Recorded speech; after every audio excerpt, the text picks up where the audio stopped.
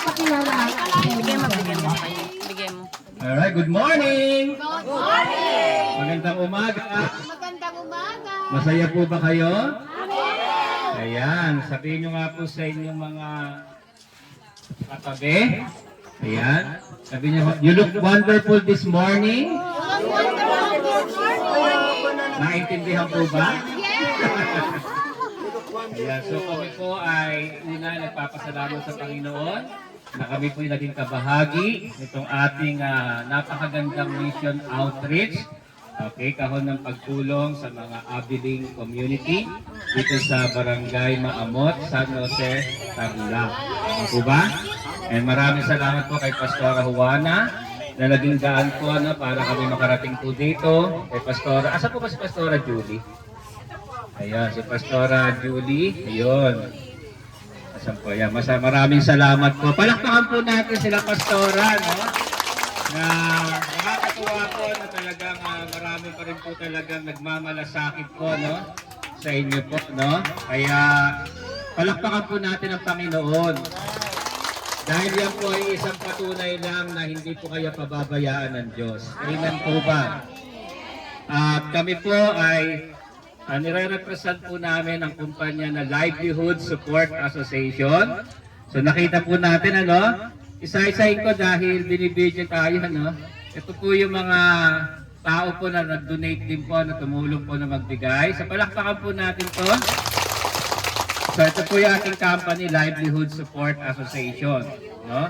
Kasama ko po, ako po ang isa sa mga founder at ang president ko. And then isa po sa co-founder at CEO, si Dr. Edith Abuyo. Galing po sila ng Batangas, no? Ako po galing ng Quezon City. Si Joanne Marie Burgos. Ayan, si Justin. So, kapatid ko, nanay po na yun. Then, Sister Irma, ayan. Galing pa po yun ng Candelaria, Quezon. Mas malayo pa, no? At si Sister Irma po ay hindi pa namin sa Pilipinas nakilala. Sa Italy pa. Kasi siya po ay nagtrabaho na mahabang panahon, OFW sa Milan, Italy. Ayan. Ilang taon nga, Sister Irma? 25. 25 years! Pero makakatulong po natin yan. Maraming Pilipino doon, no? Kaya makakatulong po natin yan para maiangat po natin itong inyong community. Tama po ba? Ayan. Of course. So, nandito po ang Royal Maharlika Cooperative. Gusto niyo ba magkaroon tayo ng kooperatiba dito? Ayan, para makautang kayo. Hindi makautang para magkapera, no? So, ito naman po ay Royal Maharlika Tribe One Nation. Minsan, iimbitahan po namin dito yung founder niya, si Sultan Saud. No? Dahil, kung naririnig niyo po yung Royal Maharlika, ipag-pray nyo. Dahil pag dumating yung mga pondo niyan, ay pwede tayo magbigay dito. Tama po ba? Ayan, so hi po kayo kay Sultan, no? So, nakita niyo po, naka-uniform copy ng ACSR, no? Ito po kasi mga community development program po ng World Council Excellence Award sa pamumuno po ni Doc Bobby Brimo. Palakpakan po natin Doc Bobby. Yan. Kasama po ang memo ni Doc, Pearl of the Orient, no? Then yung sa bone setting po ni Doc Nars. Then we have the Happy Homes Housing Cooperative. Ayan, damayan ni Garci, ni Cap Garci po ng Santa Maria, Bulacan. So makita niyo po na marami pong nagtutulong-tulong at nagmamalasakit po sa inyo, dito po sa mga Abiling community. Ayan, tama. And alam niyo po, pinakita sa amin ni Pastora yung bakanting lupa doon, no? Yung bakanting lupa, natatayuan niya pala ng church para magkaroon kayo ng church. At itong mga organization na to, patutulungin natin yan para mapabilis po yan mapatayo. Ayan. So tutulong po kami sa pagtatayo ng church na yan. Tingin ko po dito dahil nakita ko yung mga bahay po no? Yung mga bahay ay kahoy. Di ba kayo rin po nagtayo niyan? Kayo rin po nagtayo, di ba? So ibig sabihin, yung tatayo natin simbahan dito, ay pwede yung pagtulong-tulungan din itayo. Tama? dadali na lang natin dito yung mga materyales. Diba? Tapos, sa loob ng church, ay bibilhan na lang siyempre yan ng upuan, diba? Ng musical instrument, ng sound system, tapos ng mga, siyempre, ilaw, ng electrical. Wow, gusto niyo po ba yun? At hindi lang po yan basta isang simbahan po. Yan po ay gagawin din nating livelihood center. Gagawin natin isang kooperatiba. Alam niyo po, iba na ang pakiramdam ko rito. Pagdating ko po talaga dito, iba yung espiritu, no? The anointing of the Lord is in this place. Amen? At tingin ko po, marami pong plano ng Diyos sa buhay niyo po sa lugar na ito. No, marami na po ako. Marami kasi kaming programa po na swak po sa inyong lugar. Like for example po, narinig ko kay Pastora na nagtatanim pala kayo. Ano po mga tinatanim ninyo? Sino po nagtatanim ng luya? Luyang dilaw. Pwede kayo magtanim ng luyang dilaw? Kailangan din po kasi namin yon. Kasi yung luya, luyang dilaw, ginagawa po namin yung kinakapsule po namin para inumin, no? Medicine. Although ginagamit din naman po yan sa pagluto, di ba? Ayan. Dahil may programa po tayo, ay hindi pala nilalim yung luyang dilaw. Kunig. Sino nagtatanim ng kunig? Oh, marami daw. Kasi madaling itanim yan di ba? Parang damo-damo lang yun. Ayan. Gusto nyo ba pag nagtanim kayo, kami na ang bibili lahat? Palakpakan naman natin ang Panginoon, di ba? Ilang hektarya po ba mga lupain dito? O, di ba? Napakadami. Bundok pala dito, hindi hektarya. So marami na po tayo ilalagay ditong plano, no? Kasi kung i-develop natin itong community na to. Sa tipong dito, magkakaroon tayo dito ng grocery store, no? Magtatayo tayo dito ng pharmacy. Gusto nyo, pwede mayroon akong programa ng eco farm eh. Dapat magkaroon ng eco farm dito. So, kung magtutulong-tulong po dahil nakikita ko yung mga community dito, no? Talagang kayo po ay kung magtutulong-tulong po dito, kaya po natin iangat ang buhay ng bawat isa. Tama po ba? Ayan, so kaya nagpapasalamat po tayo sa Panginoon. Ipag-pray nyo lang kung mabuti, no? Dahil yan po mga binanggit ko, ipapost natin yan sa Facebook at makita po ng ating mga partner organization at magtutulong-tulong po tayo na i-develop. Pwede natin gawin itong model community, ano? Para ihain po sa iba-ibang mga lugar. Maganda po ba yun? Ayan. So kaya, tingin ko po ay hindi itong huling pagpunta namin dito, no? Isasama pa natin. Lalo na po yung kooperatiba. Alam niyo po yung kooperatiba, kahit na mag-contribute ka lang ng piso-piso, no? Halimbawa kayo ay dito ay 500. Diba? Pag yung piso, may mabibili ka ba sa piso? Wala na po. Wala na, diba?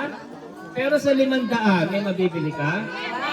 Yun ang sinasabi natin. Maliliit na pera, pag pinagsama-sama, may magagawa po tayo. Diba? May matutulungan tayo. Ganun po ang prinsipyo ng kooperatiba sa Pilipinas. At yan po ang gagamitin natin yung kooperatiba na yan para i-build po ito. No? Gusto nga namin isama si Pastora Juana sa isang barangay kung saan ang galing po itong aking mga kasama sa Batangas. May isang kooperatiba po doon na nasa liblib din na barangay. Pwede niyo po ipa-Facebook sa mga may internet. Ipahanap niyo po sa internet, SIDC. S-I-D-C. Soro-Soro Ibaba Development Cooperative. Isang liblib na barangay. Pero pagpasok mo sa loob ng barangay, bubulaga sa iyo, 7-story building. Grabe, no? Katabi ng building ay merong grocery store na ala Pure Gold. Pag dumiretso ko pa sa dulo, meron silang Hidden Spring Resort. Taman-taman. At may sarili silang connection ng internet. Nakipag-partner sila sa Singaporean company, sarili nila internet. Hindi sila smart, hindi sila globe. Sabi, sarili nila. Pero yun ay isang kooperatiba na itinayo noong 1969 na ngayon po ay merong around 65,000 members na at sila po ngayon ay nasa 1.6 billion pesos ang asset. Pero kung ini-imagine ko po, parang nagsimula sila ng mga katulad nyo lang po na ganito. Hindi. Kaya nga sabi ko sa Bible, kailangan lang po we keep on believing and we keep on hoping. Palagi niyo po dapat nakikita na ang nakikita niyo po palagi dapat sa lugar na to ay hindi yung mga lupa na walang nakatira, walang bahay, hindi puro mga puno, hindi puro mga ilog. Dapat later on makita niyo po dito ay yung mga bahay niyo ay magiging magagandang bahay. Maraming mga negosyo maitatayo. Posible po yan sa isang lugar. Pag nagtulong-tulong po lahat ng mga tao po dito. At yan po ay sa pamamagitan po ng ating Royal Maharlika United Family Savings and Credit Cooperative ng Livelihood Support Association at ng iba pa nating mga kapartners ay pwede po natin yung pagtulong-tulungan. Siyempre, kayo rin po, sa inyo po yan magsisimula. Nakuha niyo po? So kahit po anong meron kayo, hindi lang po lahat ng bagay na magpapayaman ay puro pera. Yung mga tinataniman niyo po ng luya, kayamanan po yan. Yung iba ka walang mataniman eh. Diba? Walang natataniman. Buti nga kayo may natatanim. Gusto kong pag-aralan yan eh. Sino ba may nakakaalam dito na sa 1 hektarya ng lupa, ilang kilo ba ang mahaharvest na luya? May makakasagot ba nun? Hindi po, walang hektarya po dito. Bukid-bukid, Pero bundok. meron po ba makakakompute na sa 1 hektarya ng lupa, ilang kilo kaya ng luya ang kayang i-produce nun? Ano po yan? Ang 1 hektarya ay 10,000 square meter. So, sa palagay nyo, ilang kilong luya ang kayang i-produce nun? Ilang tonelada kaya yun? Siguro sa mga 20 na yung sako na Pero kung makakasagot, sino kumakalam? Taas ang kamay. 200 kilos? Konti pa po yung 1 hektarya?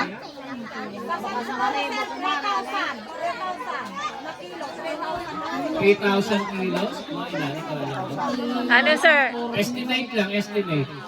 Sa 1,000 square meter, napakadaming ano na nun. Kasi Napakadaming. baka hindi lang po kasi alam kung gaano kalaki 1 hektarya, no? Ito kasi, di ba, 100 square meter lang to, pero napakadami mo nang i-harvest Bundok? dito. Pero ilan po ba ang nahaharvest? Ano ba, gaano po ba, kayo, gaano po sukat ng lupa na tinataniman nyo?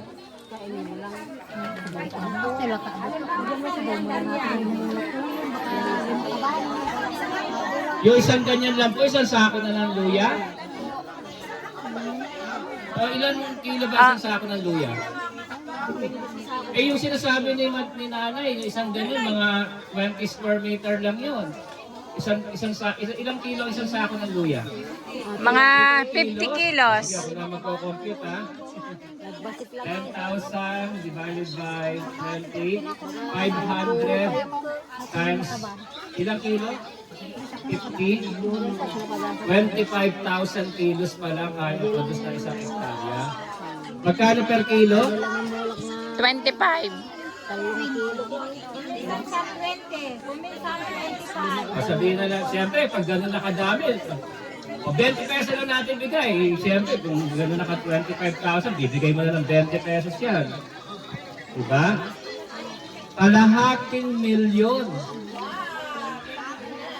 O sige, magtanim kayo na 1 hektarya ng lupa. Bibili namin yung kalahating milyon. Tapos pag meron na kayong kalahating milyon, ilalagay niyo yung kalahati na share capital sa kooperatiba. Kasi papautang namin ulit sa inyo yung kalahating milyon para makapagtanim ulit kayo ng another hektarya ng lupa. Maganda ba yun? Tingin niyo ba? At after 1 year, medyo sasagana yung buhay ng ibang tao dito? Alam niyo po kasi, hindi po sa lahat ng panahon, maganda po ito na makaka-receive kayo, hindi sa blessing, tama? Pero hindi po tayo sa ganito aasa buong buhay natin. Marami pong binibigay ang Diyos. Sabi po sa Deuteronomy 8:18, it is God who gives us the ability to know. Ingay daw kasi. Ayan. Ingay. Siguro daw ba? Kaya mo naman magsalita. Sabi sa Deuteronomy 8:18, it is God who gives us the ability to produce wealth.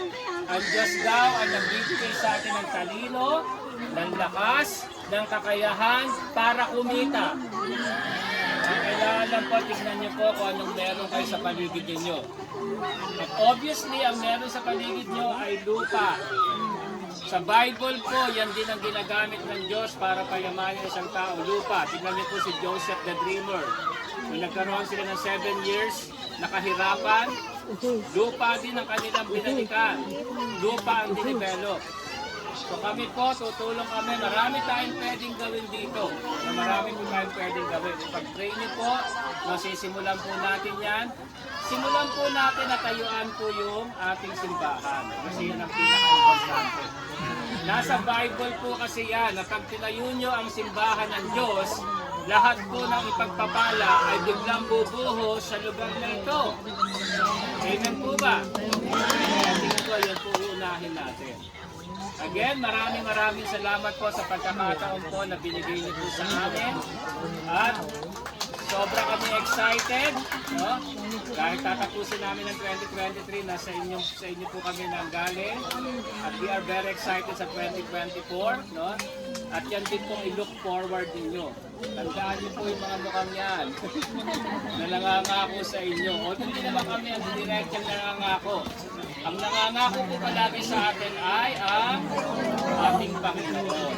At sabi ng Bible, kung anong pinangako daw ng Diyos, siya ay tutuparin sa inyo. Tama po ba? Okay, so maraming salamat po. God bless everyone.